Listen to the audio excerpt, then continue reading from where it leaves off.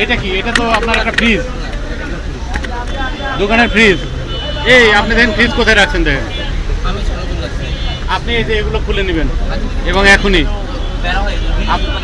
আপনার দোকানের এই সামনের অংশটুকু চলবে না, থাকবে না। এটা মানুষের চলাচলের জন্য। পিলার এটা খুলে দেন আপনি এখন। কে বানাইছে? কে বানাইছে? এটা এখন খুলেন, এই গ্রিল খুলেন এখন। আপনি খুলেন এখন। মার্কেটের লোক মানে এটা আপনি দোকান করছেন, আপনার ওই যে ওই ওয়াল পর্যন্ত থাকবে, আর এটা এখন খুলেন। তাহলে কি আপনি বলেন আমি খুলে দিব? এটা আপনি খুলেন, আপনি দোকান করছেন, আপনি ভোগ দখল করতেছেন। এগুলো খুলেন, খুলে এই দিক দিয়ে যেন মানুষ যেন যেতে পারে, ওই দোকানটায় যেন এই দিকে মানুষ হেঁটে যেতে পারে।